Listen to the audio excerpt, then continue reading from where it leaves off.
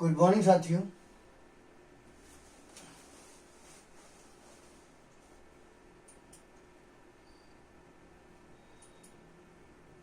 यह वीडियो समीक्षा के तौर पर है। इसका किसी व्यक्ति, देश या राजनीतिक संगठन से कोई संबंध नहीं है। ये छात्रों के सुनने के लिए है।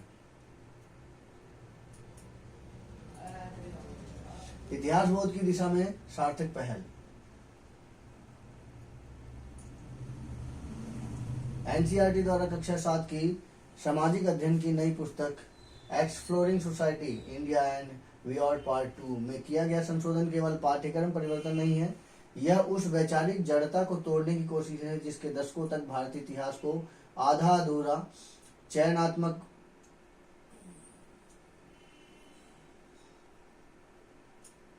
और भ्रमित रूप से विद्यार्थियों के सामने रखा गया। यह पहल इतिहास बोध की पुनर्स्थापना की दिशा में एक ऐतिहासिक और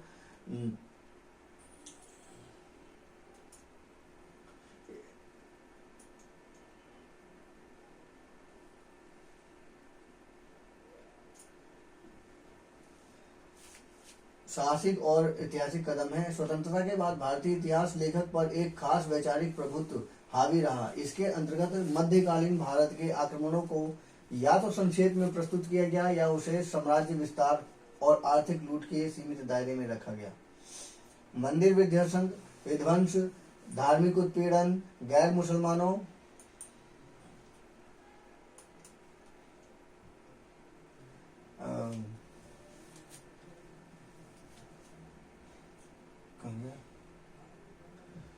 गैर मुसलमानों के व्यापक नरसंहार, दास व्यापार, ज्ञान केंद्रों के सुनियोजित विनाश जैसे तथ्य या तो दबा दिए गए या सुल्तानों राजाओं के युद्ध बताकर उसे खारिज कर दिया गया। इससे भी आगे बढ़कर इन आक्रमणों के पीछे सक्रिय उस वैचारिक मानसिकता पर लगभग मौन साध लिया गया जो काफिर या क्रूफ की अवधारणा में विश्वास करती हैं।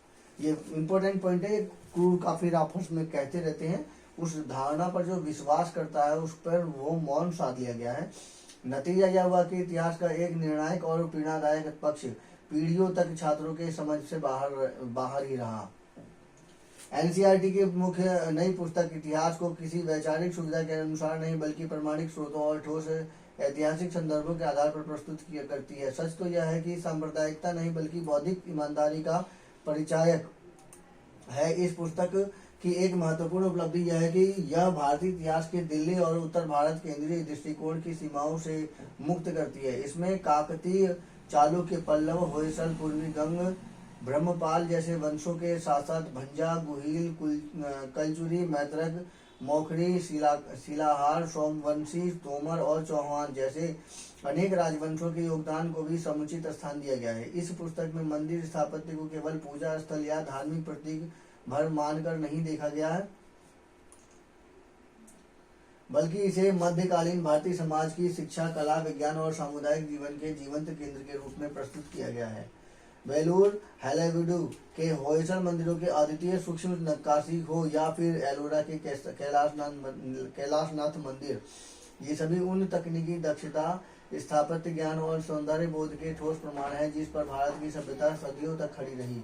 यह प्रस्तुति उस लंबे समय से प्रचारित मिथक को स्वतः ध्वस्त करती है कि मध्यकालीन भारत बौद्धिक, वैज्ञानिक या रचनात्मक रूप से किसी प्रकार पिछड़ा हुआ है। यह पुस्तक सम्मिलित वसुधैव कुटुंबकम और India a home to many जैसे अध्याय भारत के उस सभ्यतागत आत्मा को सामने लाते हैं जिसकी जड़ें सहिष्णुता, सह अस्तित्व और सम्मान में रची बसी हैं। ये जो बात कही ना इन्होंने वसुधैव कुटुंबकम,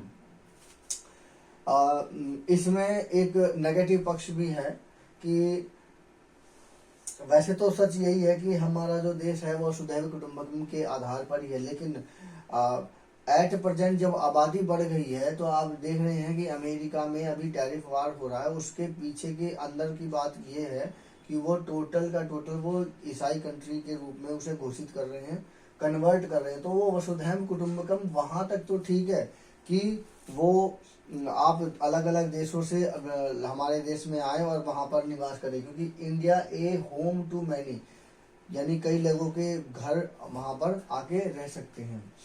पर ऐसे केस में जैसे कि अभी अमेरिका में हुआ कि उन्होंने भी ऑफर दिया था कि अलग अलग देशों से जो प्रतिभाशाली लोग हैं हमारे देश में आए और निवास करें और अच्छा अच्छा काम करें, नए नए तरह की तकनीकी विकसित करें। वहाँ पर वो वसुधैव कुटुंबकम है, लेकिन धीरे धीरे उनका कन्वर्शन होना शुरू हो गया और वो ईसाई कंट्री के रूप में कन्वर्ट हो गया, जिसकी जड़ें सहिष्णुता, सह अस्तित्व और सम्मान में रची बसी हैं। तो वहां पर वो वसुधैव कुटुंबकम नहीं रहा।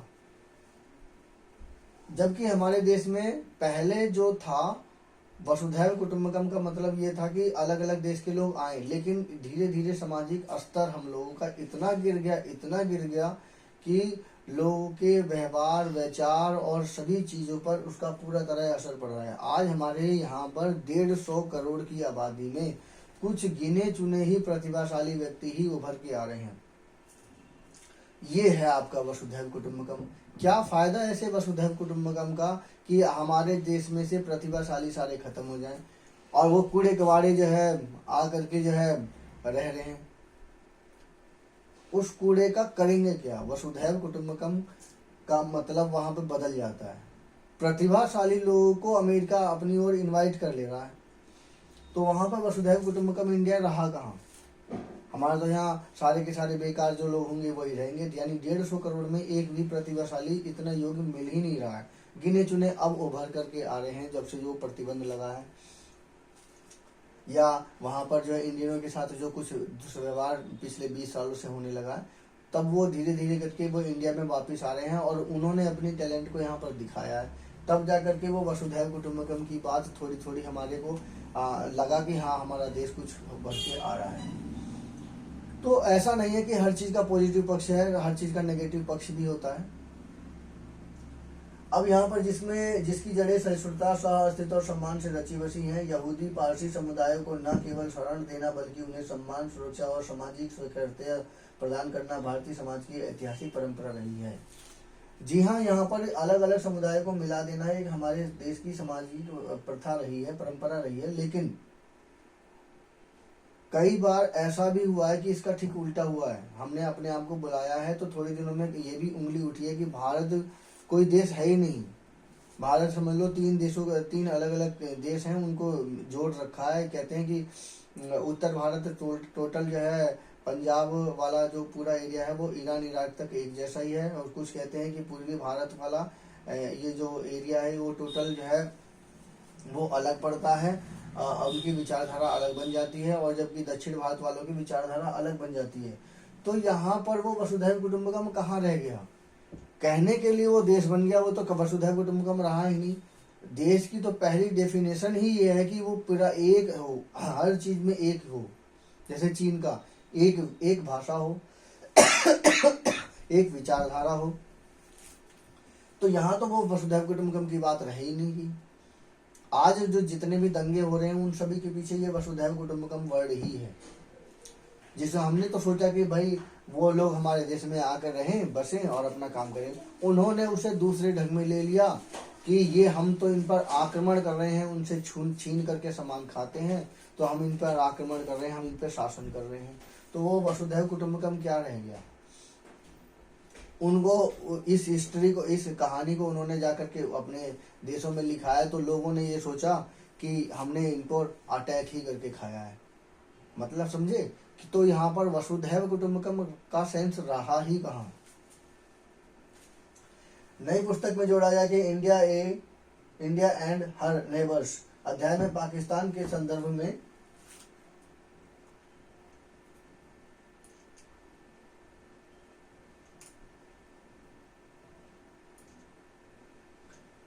उसका निर्माण धार्मिक आधार पर हुआ है। विभाजन में चुनौती कम नहीं कि अपितु भारतीय मानस को गहरे घाव दिए। यह प्रस्तुति एक वैचारिक भ्रम को तोड़ती है, जिसके अनुसार भारत पाक विभाजन एक राजनीतिक दुर्घटना मात्र थी। पड़ोसी देशों के साथ भारत के संबंधों को साझा सभ्यतागत विरासत के संदर्भ में समझाने का प्रयास छात्रों को व्यापक दृष्टि प्रदान करता है। वामपंथी खेमा सर्वाधिक असहज उन अध्यायों को लेकर है जिनमें महमूद गजनवी, मोहम्मद गौरी और बख्तियार खिलजी के आक्रमणों का विस्तृत वर्णन किया गया है।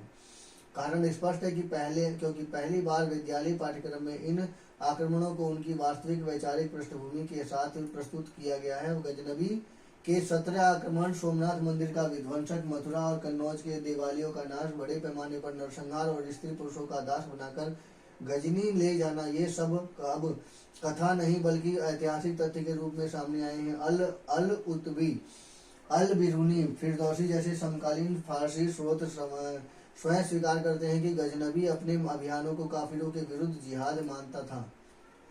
देखिए, काफिरों के विरुद्ध जिहाद मानता था, और यही विचारधारा हमारे देश में आकर के बैठे, तो व्यापार तो हुआ नहीं, केवल कसाई खाना बन गया। जबकि किसी भी चीज का आक्रमण के पीछे का मेन मकसद सामानों को, अच्छी चीजों को लेना, खरीदना और दूसरा अपने घर जाना, ये होता है। और जबकि इन्होंने क्या किया, काफिरों के विरुद्ध जिहाद लगा दिया। ऐसी बात नहीं कि इस तरह की मूर्खतापूर्ण व्यवहार अभी भी भारत में मुस्लिमों में मिल जाता है। बख्तियार खिलजी द्वारा नालंदा और विक्रमशिला का विध्वंसक हो, या तैमूर द्वारा 1398 में दिल्ली में किया गया भीषण नरसंहार, इन सभी घटनाओं के पीछे केवल राजनीतिक कारण नहीं थे। स्वयं तैमूर ने तुजके ए तैमूरी में स्वीकार किया है कि उसका अभियान कुफ्र के उन्मूलन के मजहबी प्रेरणा से